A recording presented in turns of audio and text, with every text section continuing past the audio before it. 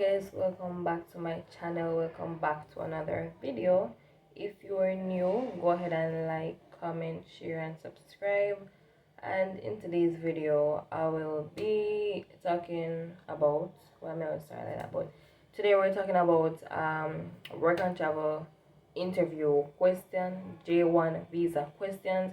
Today is April 16. Yeah, today is April 16. But we're talking about the type of questions that they may ask you at the embassy. So if you've already done your interview, good job. If you got a interview waiver this year, also good job. That means you go through. But if you're still preparing for that J1 visa interview, then this video is definitely for you. You can go ahead and check out my work and travel playlist, basically all the vlogs and stuff from my work and travel experience last year. You can also go ahead and check out the work and travel series, which is basically, this would be like an episode of the work and travel series right now, because it's basically all about work and travel preparation and stuff like that. Getting a US visa, job offer, all that stuff is in the work and travel series playlist, so you can go ahead and check that out. It's going to be down below in the description, all of them.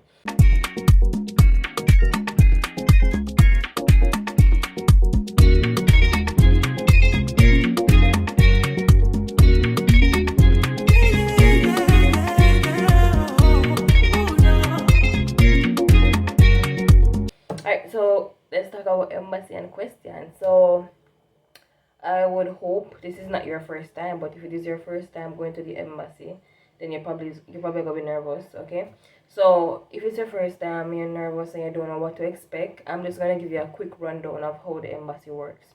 So what happens is, whether or not you book your appointment yourself or you pay an agency to book it for you, doesn't matter. Our appointment book, bam, and so you get a date and a time. So let's work with this.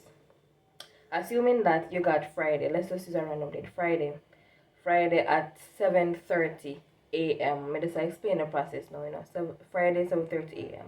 Okay, and this is if it's your first time going to the embassy. If you already go through some process of embassy before, you cannot know how it works. You can just basically disregard this part of the video and just wait until we get to that part. But if it's your first time, you have no idea what you're doing. Let me explain. You get 7:30, right? And you're supposed to go there. That's your appointment time. So everybody know the road out this, alright? So basically, the little island in the middle of the road, you have the embassy on the right. If you're coming up from this side, embassy on the right, the island in the middle, and then on the other side you have some other places, other stuff going on. Now, if you make somebody bring you and them a go wait for you, just know that them have to pay if you park, because usually I gotta have some man like literally as the cars them a go up on the road right there. So you see some man a flag you down and yeah, parking, and then keep on a point and I say parking or what, because the embassy does not have parking, so you have to go pay them for park, like a corner by the other side of the road. It's literally an entire business. So yeah, just be prepared. So if somebody will bring you a go drive, them have to go pay for parking, right? Or if you drive yourself, if you have your money up like that and you go drive yourself, just know you have to go pay for parking on the other side of the road. Alright, so that's that. Let's just say you go by yourself now. Nobody now bring you, you're going by yourself. Now bear in mind at the end with the embassy, you cannot bring a phone in there. You cannot bring a pen, sharp objects, things like that. You cannot bring those stuff. Even an umbrella, you cannot bring an umbrella going there, because me go there with my umbrella. Me tell you that the umbrella never go through the door with me. It never go through the door with me. And what happened is that they're not supposed, them don't want you put on the umbrella on their property. So if you have a phone or a pen or them don't want you just leave it outside on the little corridor. Them don't want you things them there. So they tell you to leave it at home or something, but them don't want it on their property. So basically that's that. So ensure say either you go with somebody for holding things, or you're gonna go with absolutely nothing. As in, all you're gonna do is the envelope in your hand, leave your phone. It's not even really advised for you bring money, but if you have the money, just bring the money. Just bring the money. Like, that's probably the only thing that they will probably just let you bring the money. But phone, all of that stuff will not be going through that door with you. Just know that part. So you come, them have you stand up on the other side of the road. Bear in mind that whatever appointment time you get, try to arrive earlier than that time, right? Because the thing is that they work in like groups. So like you have like them say groups, like 7:15 is an entire group of people. 7:30 is another entire group of people. So it's and then 8 o'clock is another group of people. And etc. etc. or 7:45 an entire different group of people. So that's how the embassy works. So just bear that in mind. So what's gonna happen is if you get 7:30 appointment time, because that's the example we're working with, then basically what you need to do is show up before 7:30. That's it. You can probably reach from 7:15, right? So those traffic, get there a little early just in case and whatever. But in my experience, I think we did have a 7:30 appointment one time, but we not reaching there until like maybe 8:30 or so. But you more than likely them are gonna probably be behind. But just in case, you never know if that day the embassy now go busy and whatever, and them call your time early, So just in case, just arrive early and get yourself together and ensure you have your documents. Do not have no pen in there. All documents and stuff that you have in an envelope, ensure that you take them out. Do not, as in, for example, you have a transcript and stuff in a sealed envelope within the bigger envelope. Ensure so you pull that out from beforehand. Just ensure you pull that out. And as you get closer up in the line, I'm going to ask you if you take out the documents and arrange them a particular way, right? Like, man, say put the passport here, so put the passport size picture here, so put the insurance. They might tell you how to fix it up, basically. When you reach up to the end of the corridor, in order, like, ready to go inside now, then I go check everything on person, I sign something, staple, and you go through. When you enter there, they might have a little machine, take off your belt and stuff, walk to the machine, pick up your stuff, go outside, fix yourself together, and then you go down in a little patio area inside of the embassy. Go down. Depending on how full it is, there's going to be some seats on the outside. So either you go sit down and wait until your time, but basically they might go put a little barcodes up on your passport from right there, I think, right? I think so, yeah. And you go sit down and you go wait, and as the line move, then them send you in. The first person you're going to encounter when you enter that embassy is going to be they're going to take your biometrics, as in your fingerprint. The person might ask you what's your purpose of visiting the US. They might ask you that. Just you're not the interviewer, I know what them ask you. So you just put your finger, they might ask you that one question, then blah blah blah. And I think they give a booklet. In my situation last year, they gave me a booklet. They gave me the booklet that pay there. I when they give me the booklet, I feel like I just said them give me the booklet. Anyways, I think I them give me the booklet. Anyway, you move up another line and blah blah blah. Just follow the instructions of the people in the embassy. I mean, I tell you, say, if you think Jamaicans bad, go in our embassy and use everybody mouth shut, everybody quiet, everybody well fixed up, uniformed, head straight, back straight, like best impression, everything. Everybody just go on with themselves at the embassy. Anyways, you go up in that line, bam bam. And do not go in there and say you don't want go to a certain person at the window or a certain person at the window, because more than likely you're going to end up with that person at the window. Because when I do mine, not my J1 visa, the other visa, and honestly the same person when me did kind of say, I wonder why your face looks so. It may end up too, but when I composure and me just say chill, make the man do him job and just nobody, yeah, there's nothing, nothing, and you get through. Anyways, yeah, you go up to the window, them answer some questions. So now we're at the question segment. Let's see what the type of questions that they may ask you at the embassy for a J1 visa. Alright, the number one question, them ask for all visas. But the truth is that for a J1 visa, they may not necessarily ask you what's the purpose of visiting the US, because I'm going to tell you that person like asked you already. So they may or may not ask you, but some might ask you and say, okay, what's your purpose of visiting the US? You can answer and say, I'm going for cultural exchange, to meet new people, and all of them nice things there. Yeah, cultural exchange, meet new people, experience a new culture, and you've never been to America, and just be honest, practical, and think about what your answer say. That's my advice. just tell them, because truth is that the J1 visa, the J1 entire program, because there are different types of, like, I know that interns, if you're getting an internship in the US, you get a J1 visa. Teachers get J1 visas to go to the US, and then you have exchange visitors in our situation that get a J1 visa to visit the US. So basically, yeah. So what's the purpose of visiting the US? That's the number one question that you may ask you. What's the next thing they may ask? Let's see. They would love to ask you, have you ever been to the US? That's the number one question too. Have you ever been to the US? And the 2 times I go to the embassy, they ask me, have I ever been to the US? The 2 times I went. So you're gonna say, no, I have not. No, I've never been to the US. Yes, I've been to the US before. They may ask you, if you say yes, they may ask you where. Where were you in the US, or how long did you stay in the US when you visited that time, or blah blah blah. If you're a returning student on the J1 program, you can say, yes, I've been in the US. I've been in the US before. I was there last summer on another J1 visa. I was there for almost 4 months on a J1 visa. Just explain to them and be straight up and tell them that. That's exactly why we're there, right? Simple. They might ask you, how many courses are you doing? So, just don't be nervous, because me I tell you, honestly, these questions when me are telling you guys right now are very easy questions. You know these answers. You're literally in a school, so you know the answers. But guess what? You see, when you're in a situation and you're nervous,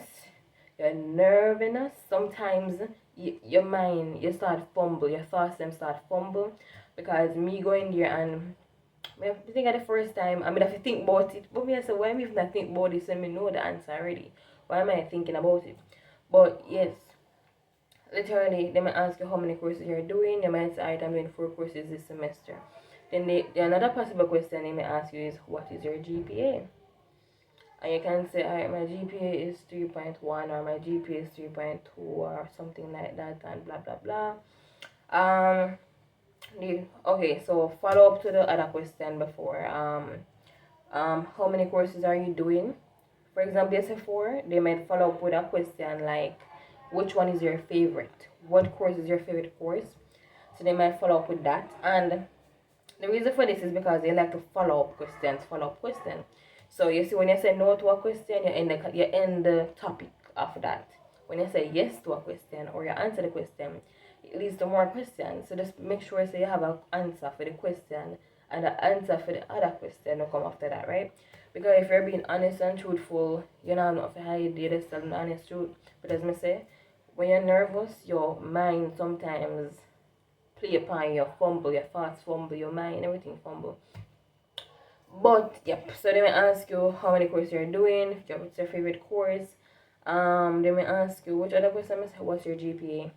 Now, on the topic of GPA, if your GPA is higher, something like maybe a 4.3 or a 4.1 or something like that, they might say, wow, you're doing really good in school and blah blah blah, and yeah, and they're like, yeah, you're doing great. If your GPA is low, as in like it's low, as in maybe less than a 2.5 or way down, man, they might say, hey, okay, so is there a reason why your GPA is so low, or did something happen, or but basically, if your GPA is like really really low, they might ask questions and say, why your GPA is low, or if you almost, or for example, you got an academic warning, they might ask you why you got that academic warning, what was happening. You did depressed, your grandmother did, your father did, your sister did, something happened. Like they might want an explanation as to why your GPA is below 2.2, or what happened. They may want an explanation as to what really took place, what really happened. So if you know your GPA low and you go to the embassy, just be ready to explain and tell them, see, you take on too much rules, too much positions, they have enough time to study, you the stress out, depression, anxiety, procrastination, everything got the best. Just be ready to explain to them, right? And it's best to be truthful and honest, and just tell them the honest truth. Literally, the people in behind the window, they're regular people. They are regular people. So just go in there knowing that they're regular people and don't be scared. That's my advice. Yeah, they might ask you, what are you studying? So yeah, man, they might ask what you're studying, because oh, I'm studying engineering, I'm studying biology, I'm studying nursing, or But know that they might ask you, what are you studying? As a matter of fact, that might be one of the earlier on questions. What are you studying? Now, they love this one. So if you're a final year especially, they might ask you, what are your plans after graduation? Do you plan to do a master's degree? Do you plan to work? Do you plan to turn a prof? Do you plan to go back to school or change a career path? Like, what do you plan to do after you leave school? What's the plan? So they might ask you about that. So just bear that in mind, that that's definitely a potential question. Okay, for example, you say you study engineering, they might ask you, what do you love about engineering, or why did you choose engineering? Like, basically, most of the questions are going to surround your studies, right? Because of that is what the visa is for. So everything will really surround the studying and the studies like that, if you get what me I say. So, what are your plans after graduating? And they may ask you, what do you love about engineering, just for example's sake, or what do you love about social work? Why did you choose social work? And you just tell them why you choose it. Just be honest and straight up and make it sound good. Make it sound good. Now, they might ask you, where are you going in the US? Because they would ask me what state may I go. So in short, so you know the state people do not go in there and I say, I want to for North Carolina. Don't go in there and go say that. Make sure you know exactly where you're going. But if they ask you what city in the state you go, make sure you can tell them the city. Or if you go somewhere you don't know where you go. So for example, you can say, I'm going to Bronx, New York. Just make sure you know the place. You know, if you know, you don't have to remember down to the street number, right? But at least know the city, state. Know who your employer is. Who's your employer, right? Have you contacted them before? Things like that. Just make sure you know your employer. Ensure you know the city, ensure you know the state, if them ask you about it.